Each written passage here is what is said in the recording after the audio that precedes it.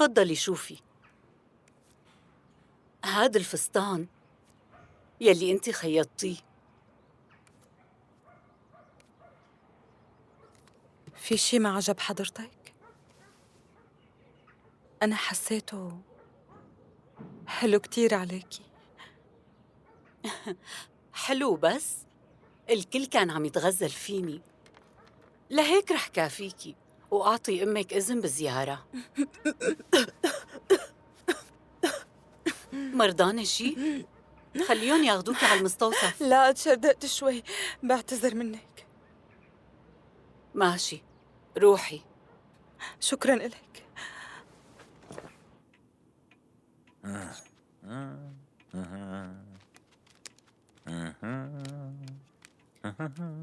عم تصلح البيت؟ أبداً، بس قررت أعمل له إضاءة. شو هالبيت يلي بلا إضاءة؟ ليش بتعرف؟ أنا شهادتي تقنية أساساً. صح تخرجت من هندسة العمارة، بس قبلها كنت عم بدرس بمعهد الكهرباء. معهد كهرباء؟ أنا كنت مفكرة إنه معك شهادة جامعية مو معهد. الجامعة بعدين، بس درست معهد قبل. المنحة تبع المعهد كان فيها مصاري أكتر من الجامعة، لهيك اخترت المعهد. شو كنت مفكرة؟ إني كنت مدلل كتير وخلقت بتمي معلقة من ذهب؟ شوي شوي أسست حالي ولسه عم بتعب من شان عيلتي. شو صار لك؟ استنى، رح روح أجيب قطن ومعقم. بسيطة مو محرزة. هاي القصص ما فيها مزح. لا تعذبي حالك، هلأ بغسلها وبتصير تمام. أها، بتغسلها لكن. هيك انتو الرجال دائما بتستهتروا بحياتكم. معلي خليني أعقمها. ما بتعرف إني درست طب؟ عم أمزح، بس بعرف داوي الجروح. هات إيدك.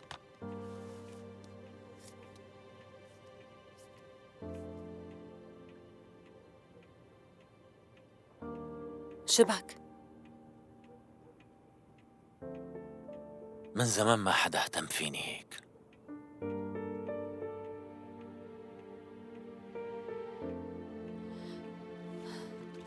لحظة.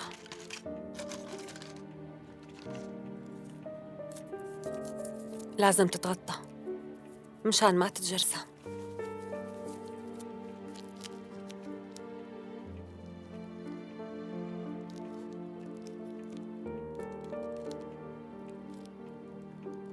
عم وجعك؟ أنا رح أموت من الوجع.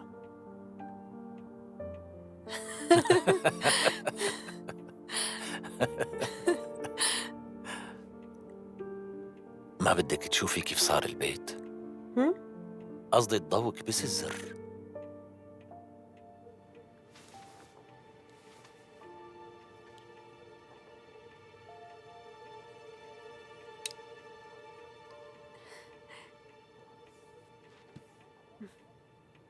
صار أحلى بكتير.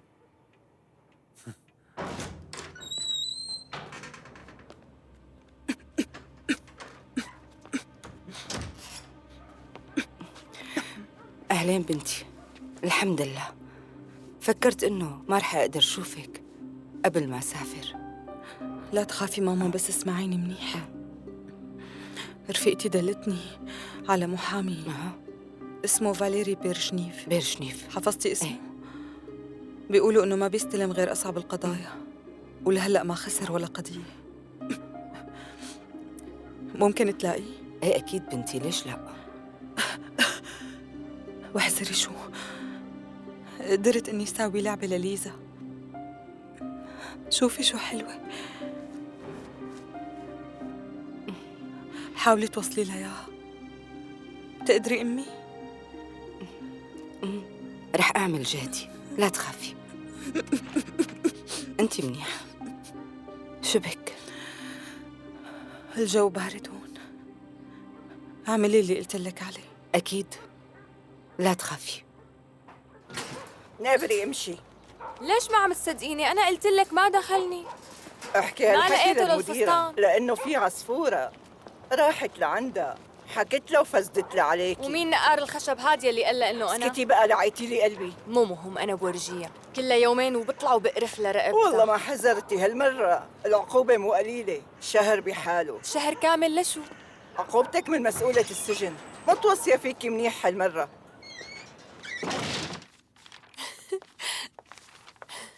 نحن اجينا. واخيرا انبسطتوا؟ ايه حبيبتي ليزا، شو هي اللي بإيدك؟ تعالي خليني شوفها. شوفي جدو. لقيتها بالشارع، قلت لها خلينا نكبها بس ما كانت ترضى. حبيبتي ليزا، شو هاللعبة ما أنا حلوة أبداً. ليش مصرة تحتفظي فيها؟ خلينا نكبها وأنا بجيب لك وحدة غيرها، أوكي؟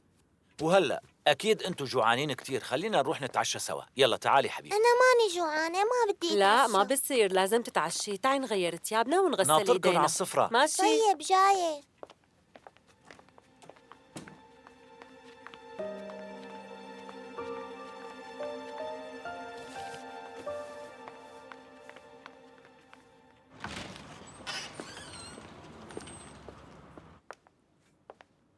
إذا بتريدي أنا بدي أحكي ضروري مع السيد فاليري بريشنيف. بس السيد برشنيف ما بيلتقي بحدا الا بموعد مسبق، سجل لك؟ إيه. شاي او قهوة؟ لا شكراً إلك. شو اسم حضرتك؟ بكروفيسكيا أنا نيكالافنا. مم. أنا جاية مشان بنتي، حطوها بالسجن لأنه قتلت زوجها، بس ما أنا مذنبة. لو سمحتي بدي أعرف التكلفة قديش ممكن تكون. ايه تكرم عينك. شوفي هذا المبلغ للاستشارة بس. الأتعاب محسوبة من نفس المبلغ صح؟ لا، تبدأ أتعاب المحامي من هذا المبلغ.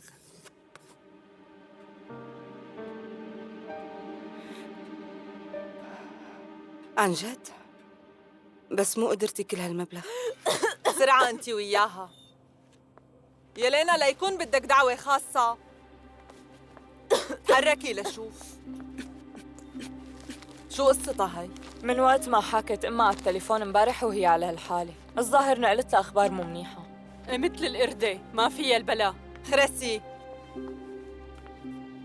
أها، حرارتك كتير مرتفعة، ماشي فيكي ترتاحي اليوم، لا تطلعي على الشغل وانتي بهالحالة. البقية ما بدي حدا هون، يلا انتي وياها. ماشي يلا جاي. يلا خفوها شوي، كمان انتو بدكن دعوة خاصة. جايين. سمعت لازمكن هويات؟ ايه مزبوط. ما إلك إلا أيدا، استنوا لتخلص عقوبتها واحكوا معها، بتدبرهم بمعرفتها. والضمان؟ لا تخافي، حبيبها اسمه تيمور، عنده معمل بموسكو، بيعمل تياب وهيك شغلات كمان. ما بدي تياب، بدي هوية وباسبور. عنده حبيبتي بيعمل كل شي، هاي شغلته، انتو بس أمنوا المصاري. شوفي صاروا تمام. ريحتن بتشهي. يسلموا. ليزا تعي ناكل. بس انا ماني جوعانه، بدي مالك ألعب. جوعانة؟ حاسة إنه هدول رح يطلعوا كتير طيبين.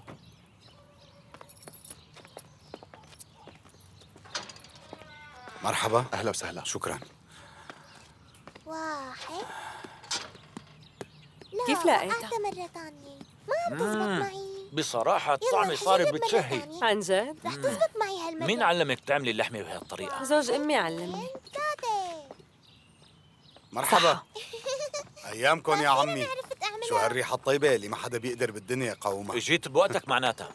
أهلا وسهلا. اهلين فيك. خالي دوق أنا هاللحمة طعمتها تعالي مثل معي. الخيال. هات جاي. دوقنا لنشوف. تعي لنشوف. شو بدنا نلعب؟ دوقها. هات. يسلموا ايديك.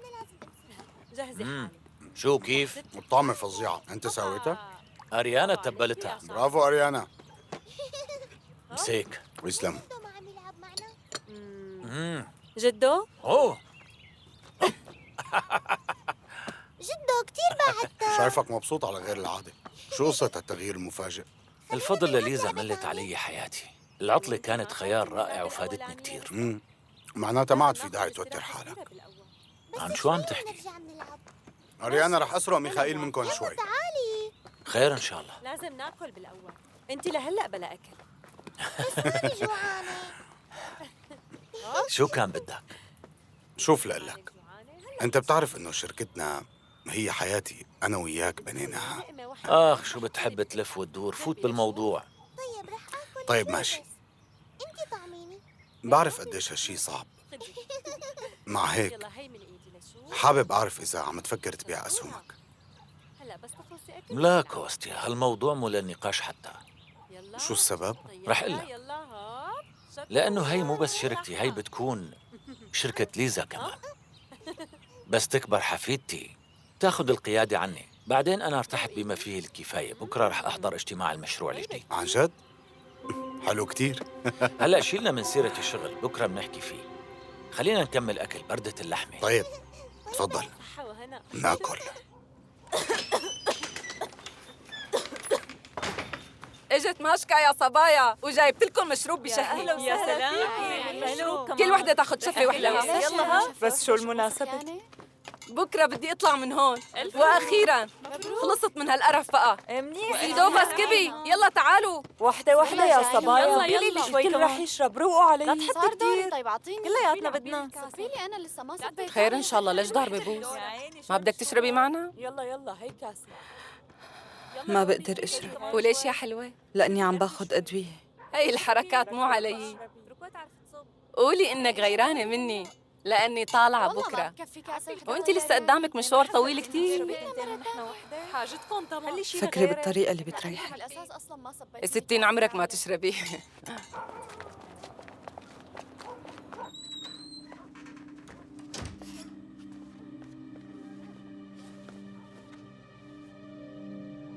حضرتك بدك تشوفني؟ ليش انت ما بدك؟ بس انا ما بعرف مين بتكون. طيب ما عندك فضول تعرفي مين انا؟ بتعرف بهذا المكان الفضول بينقتل بسرعه. معناها لازم نلاقي طريقة لنطالعك من هون، وهالشي لازم يكون بأسرع وقت ممكن. أنا بيرشنيف، جاي لكون محاميكي. عفواً، مين قلت؟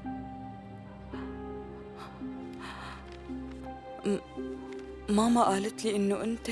أمك هي اللي وكلتني بقضيتك. بس قالت لي بتكلف ثروة. من وين جابت كل هالمصاري؟ حسب ما فهمت هي باعت الشقة اللي كانت ساكنة فيها كرمال تدفع أتعابي، لهيك هلأ من واجبي حاول طالعك من هون. ما عم صدق اللي عم بسمعه. معقول رح أقدر شوف بنتي؟ بتخيل صعب شوي، بس رح نجرب. نحن رح نرجع نفتح القضية، بس هذا الشيء ما بيعني إنهم رح يرجعوا الحضانة لصالحك مرة تانية. عفواً، أنت شو بتقصد بيرجعوا لي؟ ما بتعرفي إنه السيد ميخائيل سحب منك حق الحضانة؟ وحسب قوانين الوصاية هلأ ما بتحق لك الحضانة أبداً.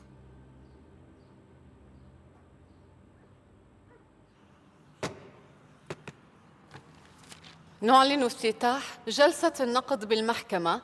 بسبب الظروف المكتشفة حديثاً سوف يتم النظر في القضية الجنائية للمتهمة يلينا باكروفسكيا بالتهمة المشار إليها في الفقرة الأولى من المادة 105 من القانون الجنائي، وهي القتل عن غير عمد. حضرة القضية، من بعد إذنك المدعى عليها بدها تقدم بيان. المدعى عليها وقفي. المحكمة جاهزة للاستماع.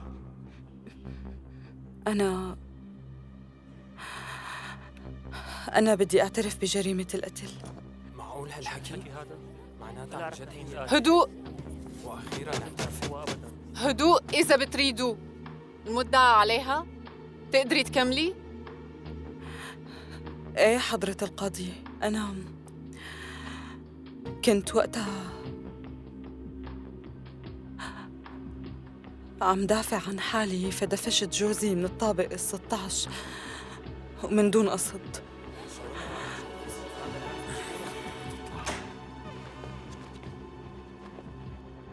دقيقة لو سمحت.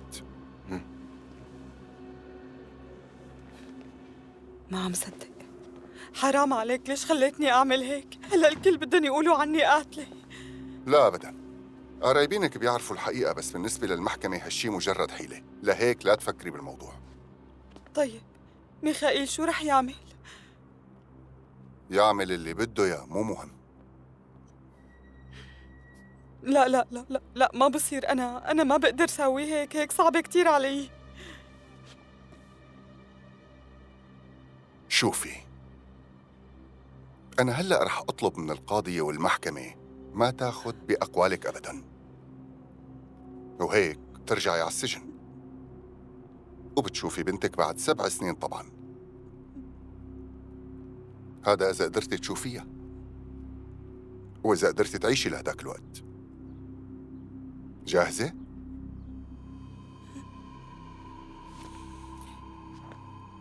شوفي يا لينا، أحياناً الأحسن تكوني قاتلة برا من إنك تكوني بريئة بالسجن.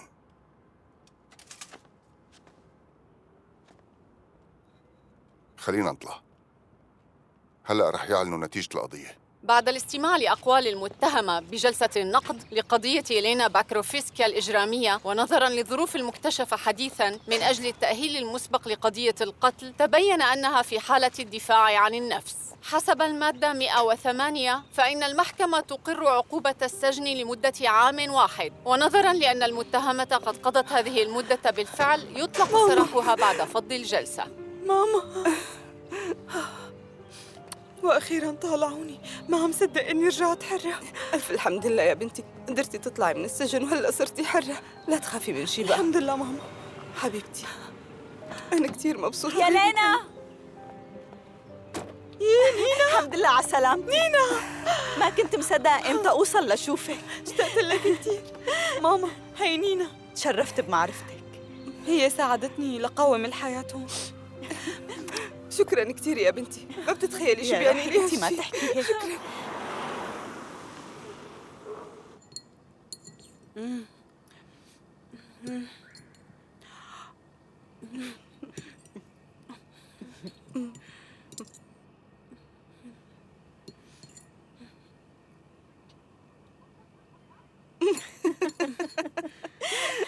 حبيبتي شو رأيك؟ جيب لك شوية لحمة كمان؟ هالقد. عادي. وانتي نينا؟ لا شكراً، ما صدقت رجعت لطبيعتي. أول ما طلعت من السجن كنت عم آكل بشراهة فظيعة. أحلى شي رح يصير إنك تقدري تنامي بتختك. بصراحة هاي الشقة قديمة وما كتير منيحة. شو أعمل؟ يا دوب كفوني المصاري، بس حلاوتها قريبة على محطة القطار، وبعدين 40 دقيقة بالكتير منكون بموسكو. شكراً كتير إلك ماما. بعرف قديش كلفتك هالقصة. تخيلي باعت بيتك كرمال تقدر تدفع أتعاب المحامي. كله بيتعوض ماما. المهم صرنا سوا هلأ ورجعت حرة. كله بيتعوض. لا تاكلي هم شي حبيبتي، أنا قدرت أدفع أجرة البيت عن 2 لقدام. غير هيك صار عندي شغل. عن جد؟ مشرفة ليلية بفندق 5 نجوم. أنا هلأ ما عدت خايفة من شي. المهم إني طلعت، وبكرة بدي أحاول شوف ليزا.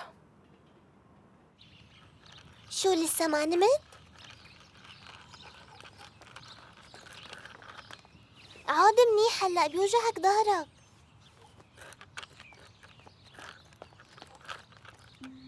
أنا رح مشيك كمان شوي لحتى تنام.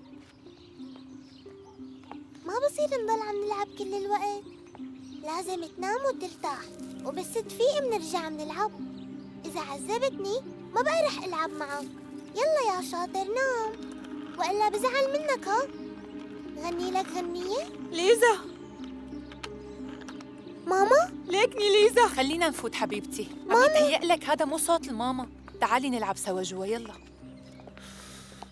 يا لينا، لازم تروحي من هون. انتو ما فيكن تحرموني احكي مع بنتي او شوفها. إذا ضليتي واقفة هون وقتها رح اضطر اني اطلب لك الشرطة واقول لهم انك كنتي عم تحاولي تخطفي ليزا. لهيك امشي احسن ما ترجعي على السجن مرة تانية. صار لي أكتر من سنة ما شفت بنتي. ما عندك أولاد؟ عندي، ولازم طعميهم. آسف. تقدر توصل هالكلمتين لمعلمك؟ أكيد بقدر. قل له رح آخذ ليزا منه، ولو شو ما كان الثمن.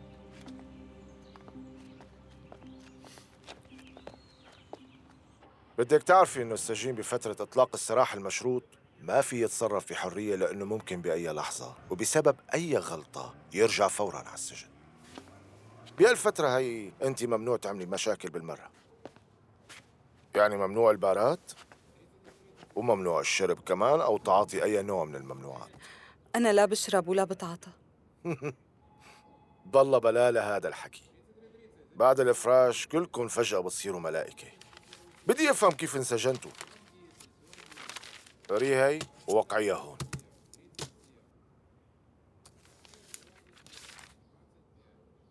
عندك شغل؟ إيه، أنا مصممة أزياء، رح أحاول لاقي شغل باختصاصي. لا تكوني مفكرة بيشغلوكي بهالبساطة. رح أنصحك نصيحة، افتحي لك بسطة واشتغلي لوحدك، هيك بتقدري تعيشي. شكراً لك، عن جد شكراً على هالنصيحة. أنا دقيت لأكثر من مكان وعندي أكثر من مقابلة. موفقة. هي ورقة إفراج مشروط؟ إيه. وحضرتك مفكرة إنه شركتنا رح توظف عندها خريجين سجون؟ شو يعني؟ بعتذر منك، نحن ما فينا نوظفك.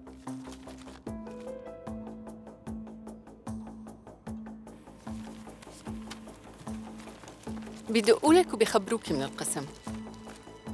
بس ما معكم رقم تليفوني. صح. بتشكرك. قلي ياها دغري، ما رح تشغلني لأنك كنت محكومة ومسجونة من قبل؟ لا أبداً، بس نحن ما بيناسبنا نمط شغلك.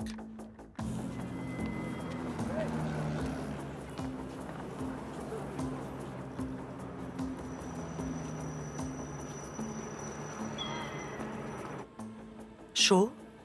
محكومة وكنتي بالسجن؟ صحيح، بس كنت مظلومة وطلعت. أنا ما بعرف شو بدي أقلك. ما فيني وصفك لأنه هالشغلة كلها تعامل بالمصاري. ماشي، فهمت. ما تواخذيني، أخذت من وقتك. استني لحظة، نحن لازمنا موظفة للتنظيف. إذا ما لقيتي شي أحسن. أنا موافقة، بس بتعطيني ورقة بتثبت إني عم بشتغل عندك. أكيد. الباسبور، ورقة إثبات الشغل، بالإضافة لعقد أجار البيت. هدول هن، تفضلي. صراحة ما عم بفهم ليش عم تعملي كل هاد وتصعبي الموضوع على حالك.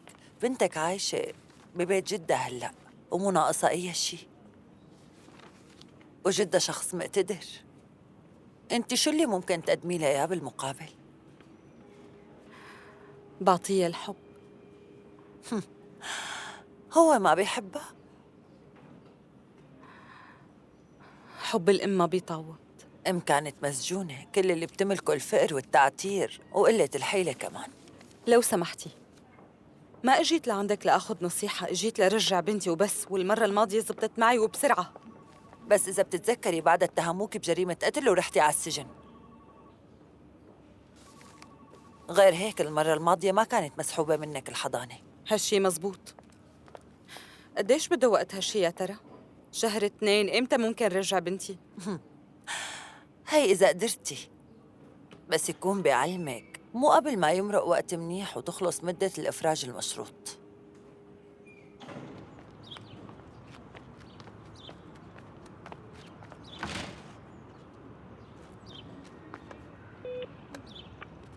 خلص اتركي لي هذا الموضوع. لحظة، مرحبا، مو انتي يا ليلى؟ ايه، أنا بافل وجيت لعندك زرتك بالسجن. ايه بتذكر. أفرجوا عنك. اها. شو عم تعملي هون؟ محاميكي بيرشنيف، معناها ما في شي مفاجئ. ألف مبروك. عن إذنك أنا مستعجلة شوي. أوكي، إذنك معك. إيه، ألو.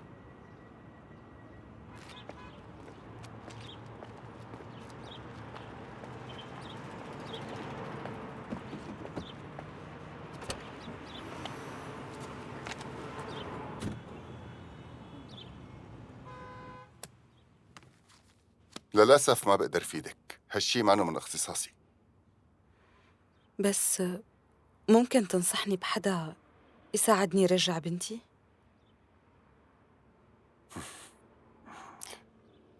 صدقيني، احتمال انك تقدري ترجعي بنتك قبل انتهاء فترة الإفراج المشروط إذا مو معدوم فهو قليل. معناها أنا بالبداية لازم أثبت إني مو مذنبة. حسب المعلومات اللي عندي ما بتذكر انه في دليل او اي ثغرة بقضيتك ممكن تكون لصالحك.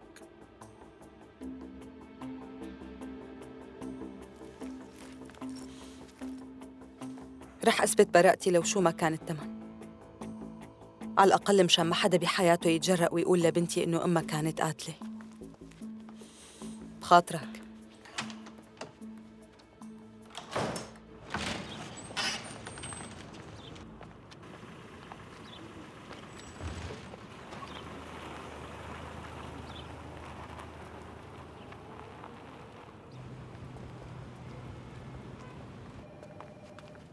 لوين فايتة؟ بيوتر أنا يلينا. شو ما عرفتني؟ ما هو لأني بعرفك. وعندك أوامر ما تدخلني.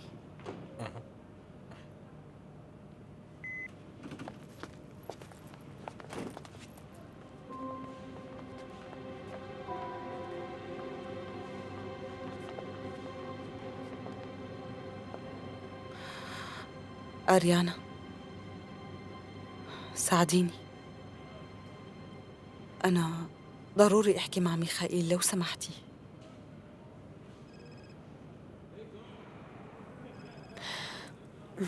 تعالي.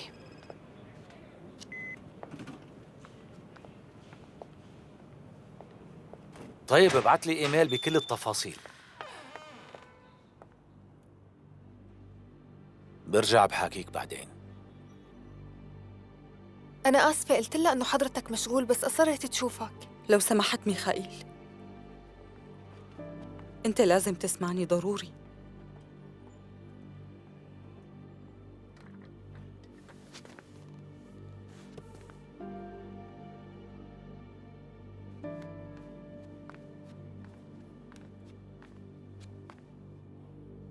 أنا ما قتلت ستاس، كان لازم أعترف باللي اعترفته مشان أقدر أطلع. فيك ما تصدقني بس بأكد لك إنه هي الحقيقة. في حدا تاني قتل ابنك. حكيتي اللي عندك؟ لسه ما خلصت. أنا رح لاقي هالمجرم. لسه ما بعرف كيف بس رح لاقيه، ورح أثبت للكل إني ماني مذنبة. ووقتها رح آخد بنتي وما حدا فيه يمنعني. دانيتشكا، روحي نادي للحراس من شان يقلعوا هالمحتالة من هون. عم قل لك اتركني أوكي. بمشي لحالي. هي انت شو عم تعمل؟ انت منيحة؟ ايه منيحة. وانت شو عم تعمل هون؟ كأنه عم تراقبني. ولا فكرت حتى؟ مجرد صدفة مو أكتر. قلت لك من قبل أنا صحفي وعندي قضية بتخص هالشركة، وأنا هون هلا لأنه عندي تحقيق صحفي. ماشي عن إذنك. استني، أنا آسف، بس بما إنه اليوم التقينا أكتر من مرة وبالصدفة، شو رأيك تسمحي لي وصلك؟ بس مشواري على مكان بعيد. مو مشكلة، تدفعي لي حق البنزين.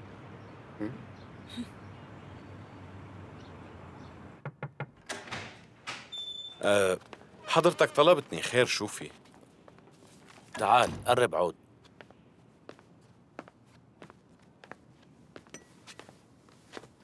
المفروج عنهم بطريقة مشروطة بيقدروا يسافروا؟ لا أكيد لا، مو بفترة إطلاق السراح المشروط، بس ممكن بعد كم سنة حسب القضية اللي عليهم. كتير منيح هالشي. معناتها بلش ضبط اوراق السفر على لندن بأسرع وقت، إلي ولليزا مثل ما اتفقنا. ماشي.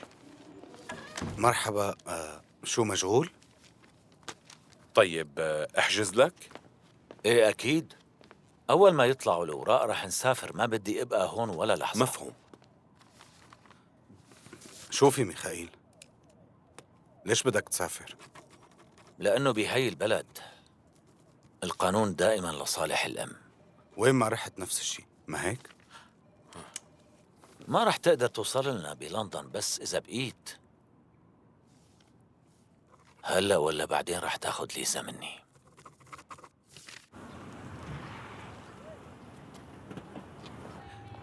حضرتك مكان شغلك هون؟ ايه، أنا بشتغل هون عاملة تنظيف. مفهوم. بعد السجن يا السرقة يا التنظيف. السرقة ما بدي ولا بعرف بنوب، حتى التنظيف مو زيادة بعرف، بس لازم حاول أتأقلم. مثل ما بيقولوا بالحرب كل شي بيلزم. وعلى شو عم تحاربي؟ على بنتي. بفهمك. لا، ما رح تقدر تفهمني. أنا بعرف شو يعني طفولة بلا أم.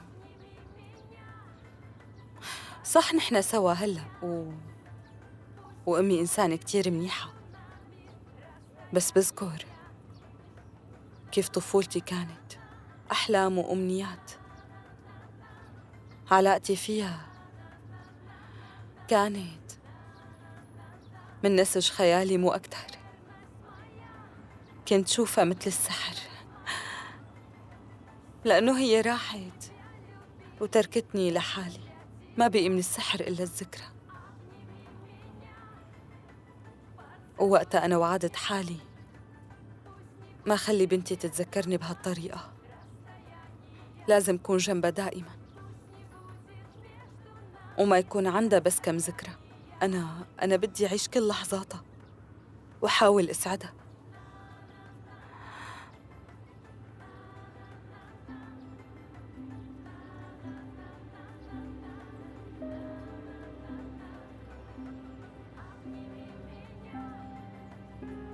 أنا آسفة.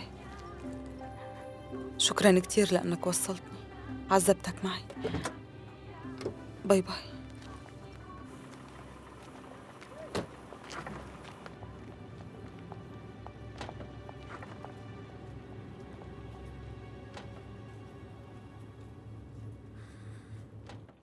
شوفي هي هلا.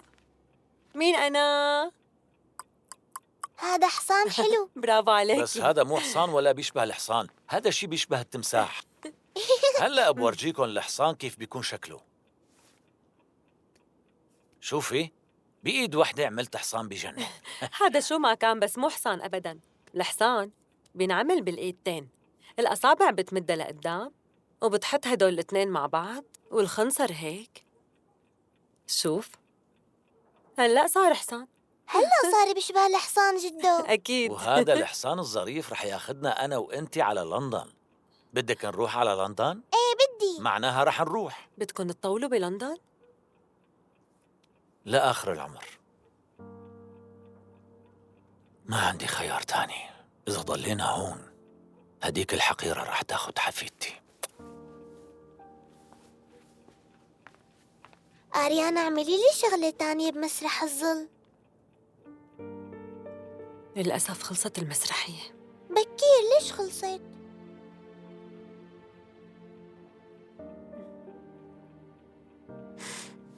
يا روحي انت.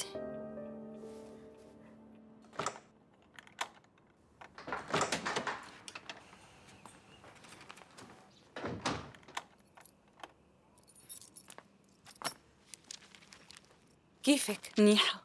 كنت قاعدة عم بقرا مقال حلو كتير. وانت كيف كان يومك؟ مو زيادة. التقيت بصحفي بعرفه بس ما خطر لي اطلب مساعدته. قلتي صحفي؟ ايه، ليكون هذا نفسه يلي اجا لعندك على السجن. ايه ماما، بافل يورومن، رح أعمل بحث عنه. شو كل هاد؟ عامل تحقيقات كتير مهمة بالبلد. ايه، شو هاد؟ شوفي، يمكن تقدري تحكي معه عن طريق المعلومات يلي هون. برأيك بيفيدني؟ جربي، شو رح تخسري؟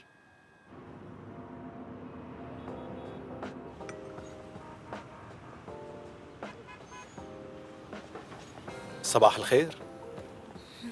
صباح النور. لو سمحتي واحد أمريكان. تكرم. تفضل. لا شكراً إليك. لو ما بعرف الشيء اللي صار معي كنت قلت إنك أسعد بني آدم على وش الأرض. أنا ورفيقتي بالسجن كنا نحلم إنه نقعد بمطعم ونحاول نسترخي، نشرب قهوة ونطلع على العالم. كان هذا سقف أحلامنا. مبسوط إنه تحقق حلمك. مو كتير، لسه ناقصني شي. بدك يصدقوكي ويرجعوا لك بنتك لعندك. كأنه بتعرف كل شي عني. ولو أنا صحفي. بس أنا ماني صحفية وبعرف شو اللي ناقصك لتكون سعيد بحياتك. شو ناقصني؟ إنك تلاقي المذنبين بانهيار البرج. أوه هاي كتير سهلة، ما أنا اللي خبرتك عنها. وإنه يكون اسم أختك نظيف.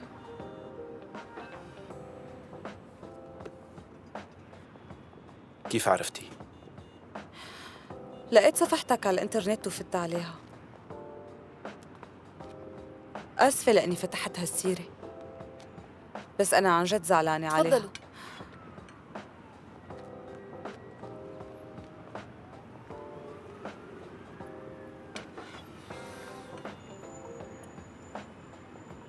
كنت بحبها كتير، هي أكبر مني بمنيح.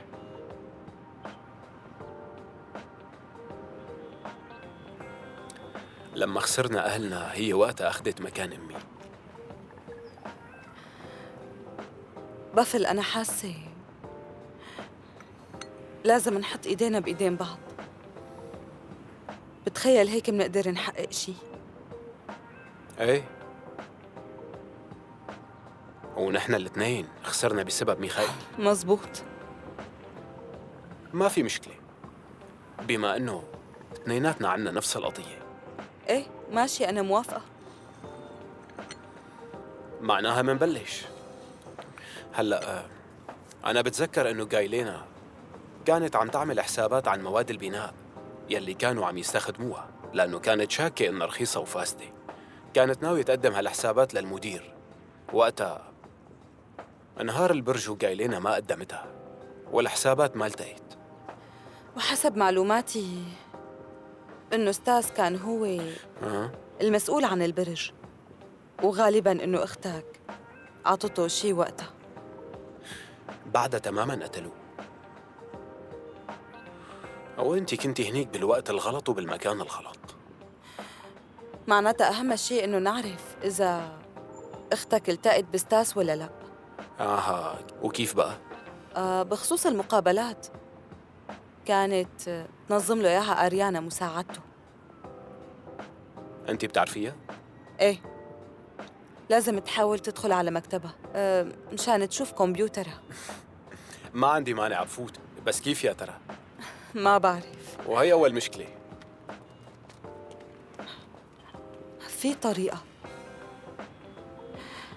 شركة ميخائيل بتتعاون مع شركة لتنسيق الورود دائماً وما بتغيرها. صباح الخير. صباح النور. جاي وصل هدول الوردات. تفضل. شكراً لك.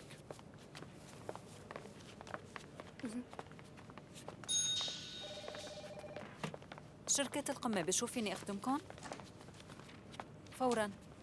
بخصوص الباسبورات، اليوم حاكوني من القنصلية وقالوا لي خلال شهر بالكتير بيجهزوا رأيكم. يعني انت وليزا صار فيكم تجهزوا حالكم لتنتقلوا على لندن. الأمور تمام.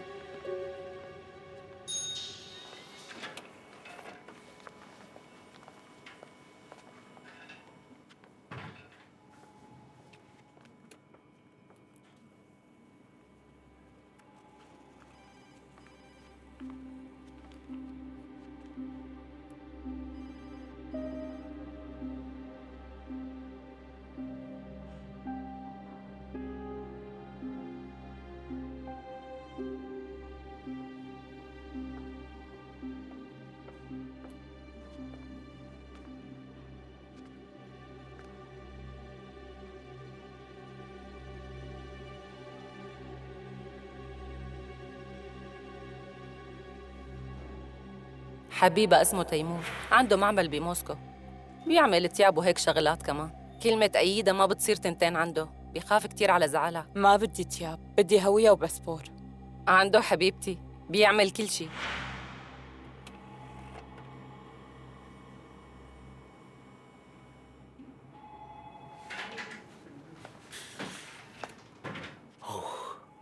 عشوي كنت رح انكشف. طمني شو لقيت؟ صح، هي فعلا التقيت بستاس قبل الانهيار وعطته حسابات المواد، وهالحسابات كانت مانا صحيحة. وبعد هذا الشيء فورا جوزك انقتل. يعني موته له علاقة بالحسابات؟ لسه ما بعرف، لازم نفكر. أنا نسخت شوية ملفات من لابتوب رفيقتك. لازم نعرف شو كان عم يعمل ستاس بعد ما أخذ الحسابات من جايلينا وبمين التقى بعدها. وقتها بصير فيني أفهم كتير قصص. اسمع شو، إذا قتلوا ستاس بسبب هدول الحسابات فمعناتها نحن فينا نوصل للقاتل بكل بساطة. إذا هيك الحل أنا مستعدة أقعد بين هالملفات أيام كتيرة. هي فرصتي الوحيدة لرجع بنتي. شكراً إلك.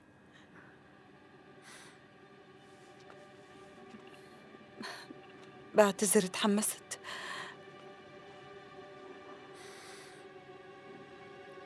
في شي تاني؟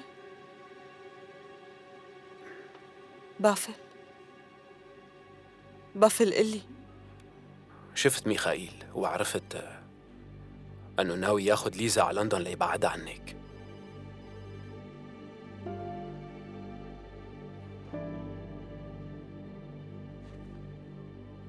إمتى؟ شهر بالكتير.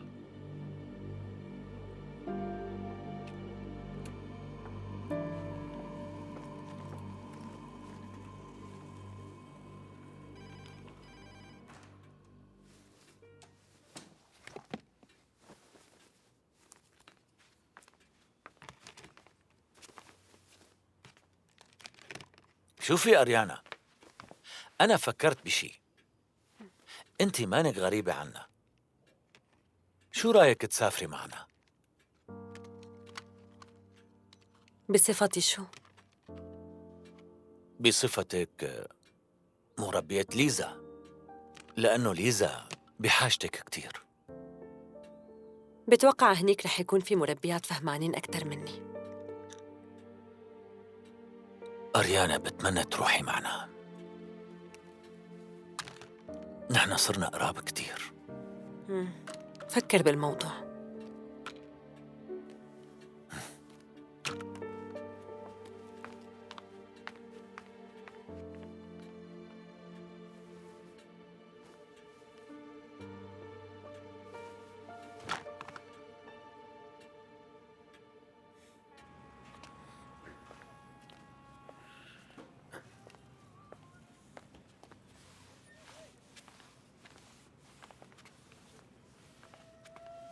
مرحبا. أهلين. عندي خبر منيح، احذري شو هو. بس ما تكون لقيت المذنب بقتل أختك. لا، بس أنا لقيت طريقة لحتى تقدري تلتقي ببنتك.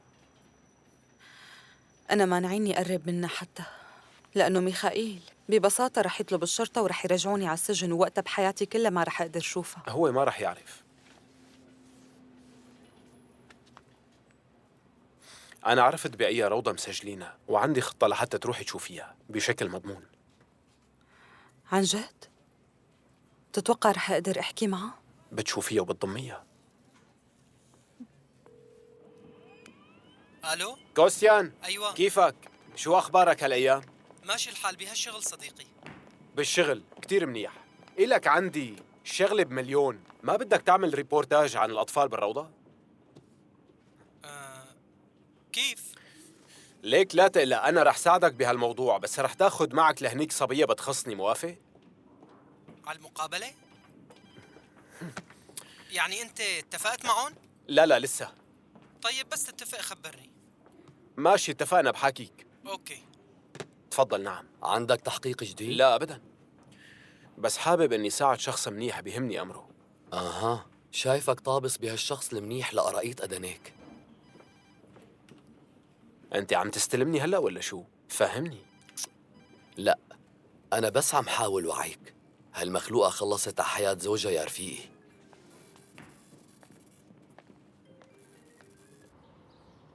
بصراحة في نقص ببرامجنا عن قدرات الأطفال بمجتمعنا، وقليل لا يحكوا عن الأطفال ويحاولوا يقدموا حلول لمشاكلهم بالحياة. ايه صح، معك حق. لهيك لازم نعمل شيء بهذا الخصوص. ممكن نعمل أنا وياكي هذا البرنامج، طبعاً إذا حبيتي. بظن كتير رح يفيد. أنا بعد. شو رأي حضرتك كمنتجة؟ هالشي ممكن يفيد يا ترى؟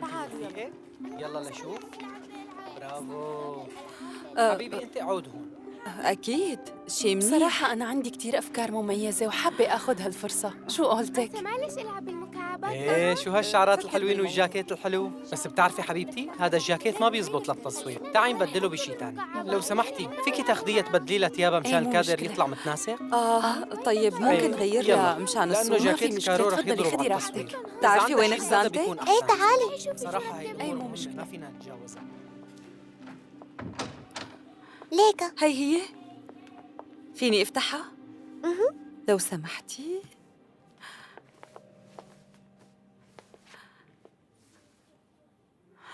ليزا حبيبتي، هي أنا أمك حبيبتي. لا تخافي مني، عرفتيني ما؟ ماما ماما حبيبتي.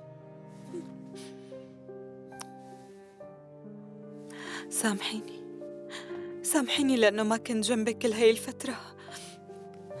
ما كنت بقدر أجي، بس أنا كل ثانية عم فكر فيكي وعم بتذكرك.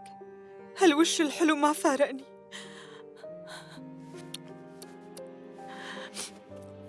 يلا هانت حبيبتي، عن قريب كتير رح نكون سوا. بوعدك بهالشي. ماشي يا عمري، بوعدك. ايه ماشي. يا روحي انتي، اصحك تقولي لحدا انك شفتيني اليوم، ماشي؟ خلي هذا يكون سرنا. ايه يلا انا لازم روح. لا تروحي، خليكي شوي كمان، انا مشتاقت لك. خلاص لا تبكي يا روحي، لأنه رح نكون سوا عن قريب كتير. ما رح أتركك لحالك حبيبتي، هذا وعد.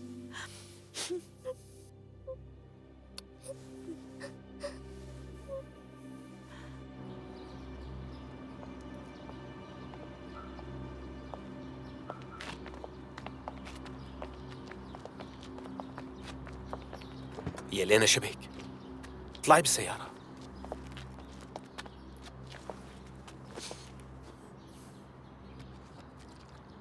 شو صار معك؟ مقهورة، ما عاد فيني أتحمل، رح موت. تخيل ما عرفتني بالأول. بنتي أنا عم بنحرم منها. رح يسافروها ويبعدوها عني وما رح أقدر أعمل أي شيء بنوم. روقي خلص، رح تاخدي بنتك بالآخر وكل شي رح يكون تمام. ماشي؟ خربوا كل شيء، ظلموني ودمروا حياتي، وفوقها بدهم ياخدوا ليزا. مو سهل يلي صار، حاسس فيكي، بس كل هاد ممكن يتغير. أهم شي ما تستسلمي، تحملي، لا تضعفي، وإلا كل شي عم تعمليه بيصير بلا طعمه. شو رح استفاد؟ اصبري ورح تستفادي. لا تخلي الضعف يسيطر عليكي. أنا رح كون جنبك.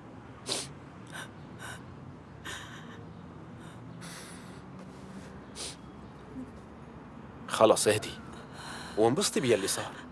خدي اشربي، ولا بقى تقولي ما بقدر. انت عندك ليزا، شفتيها وحكيتي معها، وبدك هلأ بعد ما شفتيها تستسلمي؟ لا ما بدي استسلم. معك حق، تعذبتوا بعدوني عن بنتي. بسيطة بتنحل. أنا بعرف كيف أخذ حقي منهم.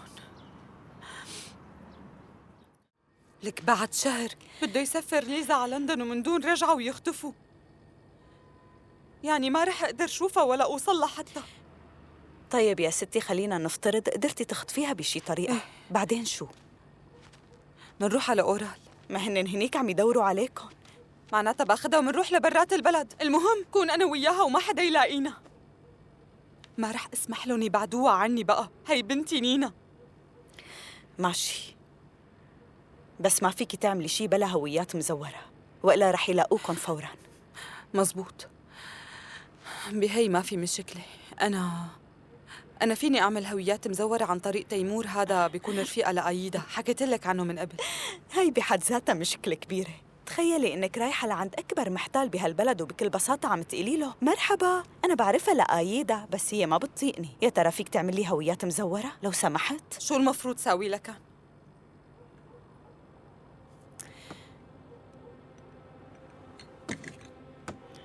اسمعي، عندي فكرة رح تخليكي توصلي لهذا تيمور. تتذكريها لماشكا؟ تابعتها لأيدا؟ شوفي، أمها كتير مريضة، لازمها مصاري لتعالجها. بتعرفي بشو عم فكر؟ نحن منعطيها مصاري بس منشارطها قبل ومنقلها تختفي عن الأنظار لفترة. انتي بهذا الوقت بتتحركي، يعني بتعملي حالك ماشكا. ما رح يوصلوا لها. هالشي رح يكلفنا مصاري كتير. والأميرة قالت ما رح نتركها لليزا أبداً، رايحين معها. رح آخدهم وآخد مرحبا يا الدبدوب بنات، كمان. كيف الحياة معكم؟ شو عاملين؟ عم نلعب. تعالي معي يا شاطرة. ما أحلاها هالكنزة اللي انتي لابستيها، بس بتعرفي شو هالكنزة ما بتناسب المشوار يلي نحن رايحينه. روحي مع ماما خليها تغير لك إياها.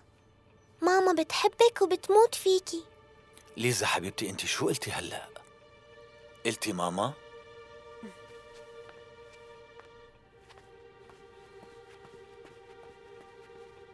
أريانا، سمعتي شو قالت؟ شو يعني؟ قالت لها روحي مع ماما. ليزا عم تحكي عن الأم، بتعرفي مين بتقصد؟ تقصدني؟ طبعاً أنت مين بده يكون؟ إلها أكتر من سنة ما شافت أمها ولا عم تذكرها حتى.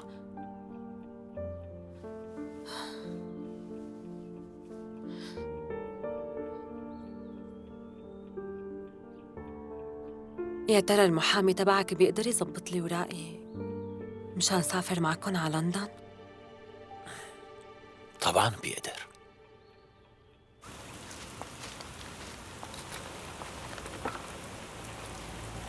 مشي الحال. مشي الحال. امسكي، جمعت كل شي بقدر عليه. بتتوقعي يكفونا؟ منشوف. رح روح، ما في وقت. إذا قبلت خبريني دغري. رح تقبل غصب عنها. شكراً لك. باي. باي.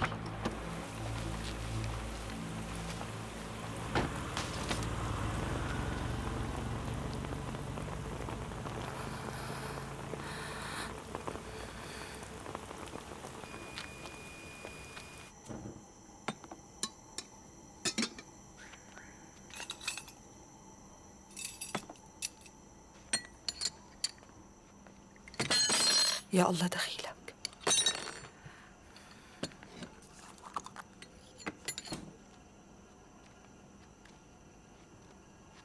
آسفة فيقتك؟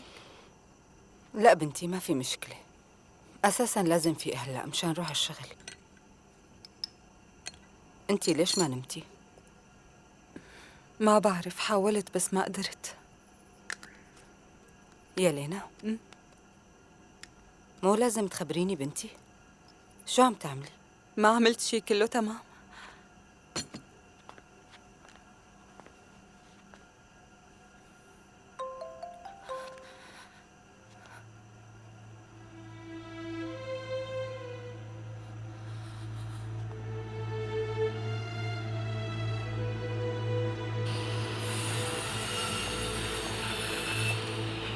ايش هالحظ اللي لا هيك لا.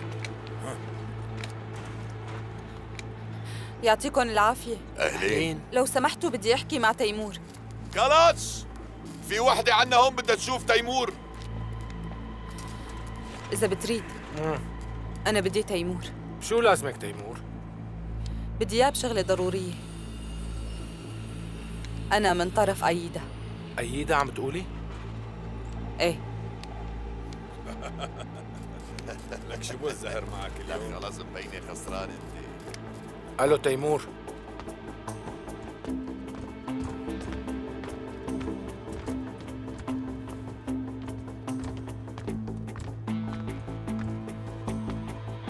تمشي بالكوريدور بعدين ثالث باب على اليسار.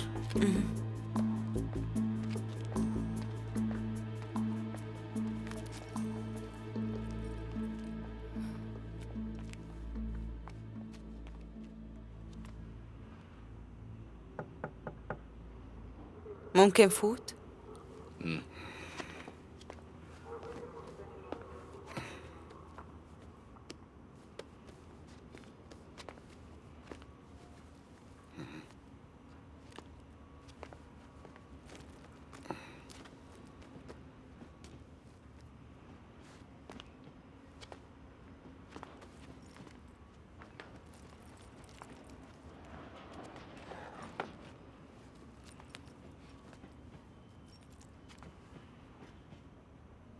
من وين بتعرفيها لآيدا؟ نحن كنا مع بعض بالسجن. شو اسمك؟ ماشكا. وليش عم تسألي عني؟ لازمني هويات جديدة. آيدا قالت لي بتقدر تساعدني. وليش لازمك؟ كيف ليش؟ بدي بلش حياة جديدة. بدي السجن ما يضل لاحقني كل حياتي.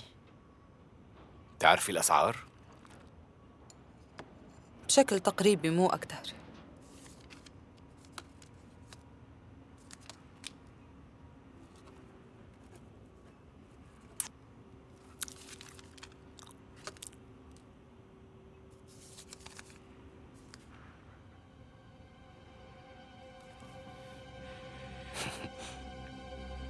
مفهوم. هيك بتوقع حديثنا خلص. طول بالك. سمعت إنه عندك معمل خياطة، صح هالشي؟ وعلى فرض؟ طيب اسمح لي شوف البضاعة.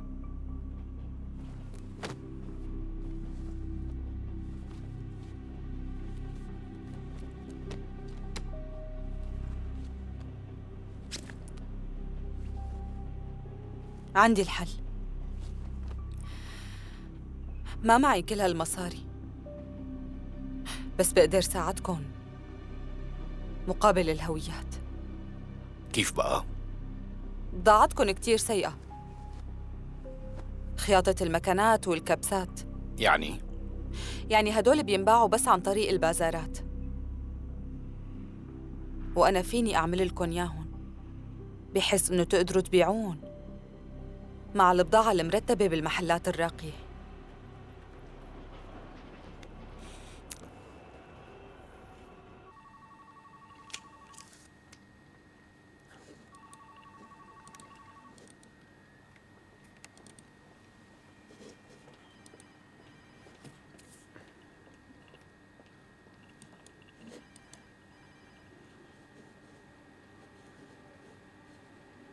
تقرير عن رحلة العمل، شركة القمة خفاشتوف.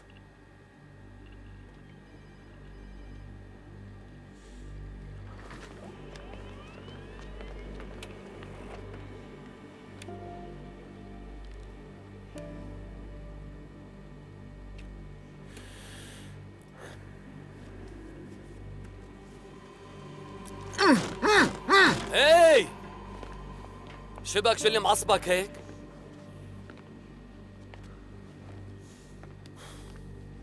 شو صاير معك؟ ما عم تزبط معي، في شي غلط.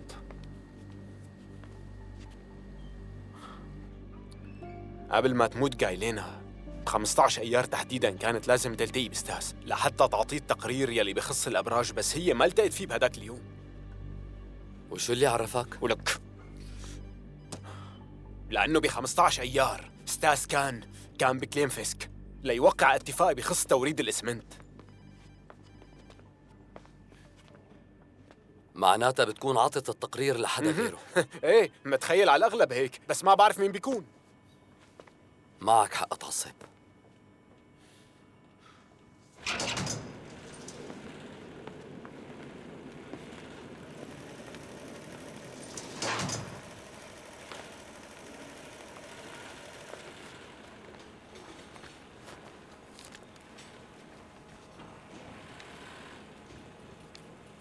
هي المجموعة اللي عم تحاولوا تقلدوها؟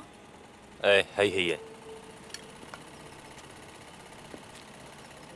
شو رأيك؟ بصراحة الشغل مو ظابط بنوب، السحاب رخيص والكبسات كمان. ايه الزمي حدودك ولا تخبصي بالحكي. اصلا انت شو بفهمك بهي الشغلات؟ سمعنا شوي. تفضلي كملي. البطانة كتير سيئة والخياطة معنا ظابطة. لازم تهتموا بهالشغلات مشان السعر. هالأمور هن اللي بيطلعوا عليها أول شي. مو صعب تعملوا تقليد للماركة، بس خيطوا بطريقة ما بتختلف عن الأصلية. ايه وبصير سعرها بهديك الحسبة. مجنونة هي تيمور، لا ترد عليها. حاجتنا أرتور، خليني أفهم منها. وغيره؟ صح هيك رح يكبر راس مال القطعة، بس بشكل عام النوعية المنيحة بتجيب سعر منيح، ونسبة الأرباح رح تكون أكبر من هي. وكمان بتقدروا تبيعوهم بأماكن أحسن من البازارات. بتبيعوهم فوراً بالمحلات، وبعدين بتوصل لأماكن أحسن وممكن بالمتاجر الضخمة. بس لازم تراعوا هالتفاصيل لتعملوا فيهم شغل منيح. شو رأيك؟ معقول تصدق هالعلاج تيمور؟ تجار البلد كلهم عم يتخانقوا على بضاعتنا. بس إذا بضاعتكم وصلت للطابق العلامة التجارية أكيد رح تنباع أغلى من هلأ، وأكيد رح يتخانقوا عليها أكتر. روحي، نحكي بكرة.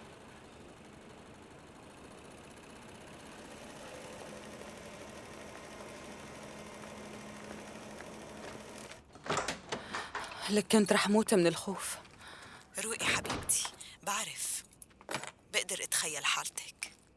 ما بظنينا لو تشوفي وشه لهذا تيمور. طيب روقي وحاولي تسترخي وانسي، كله صار وراكي. يا ريت لو اقدر. شو هذا الصوت؟ مين بهذا الوقت؟ يا لينا لا تفتحي، عم تسمعي؟ لا تفتحي. رح شوف مين، ما بظن هو. يا لينا لا تفتحي، هلأ بيروح. هاد بافل. برجع بدقلك. ماشي.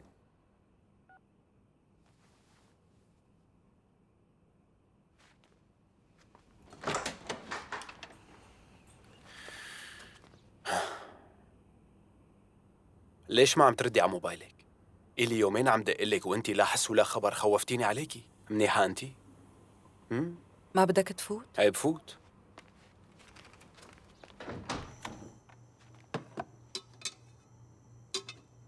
صاير معك شي؟ شو؟ صاير معك شي ما بعرفه؟ ليش عم تهربي مني؟ ما عم بهرب ولا شي، بس هاليومين كان عندي شغل وموبايلي فيه شي شحنه بضل بيخلص. شو يلي كان شاغلك؟ شاي. ما؟ بطلتي توثقي فيني؟ إذا عندك مشاكل احكي منتساعد بحلهم. ما في شي. انت كيفك؟ كيف شغلك؟ صحي شو صار بتحقيقك؟ ولا شي.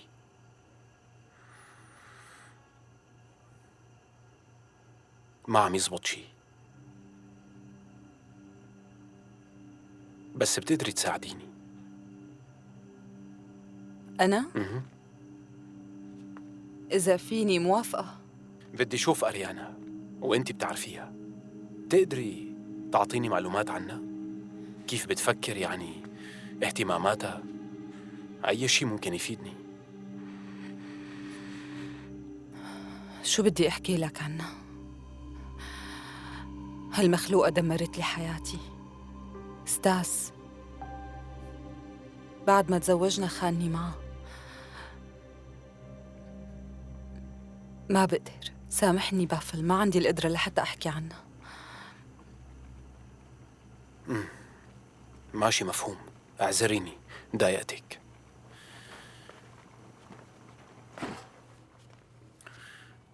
إذا هيك خلينا نغير الموضوع. بتعرفي شو؟ لازم نحن اتنين نتمشى. نطلع نمشي؟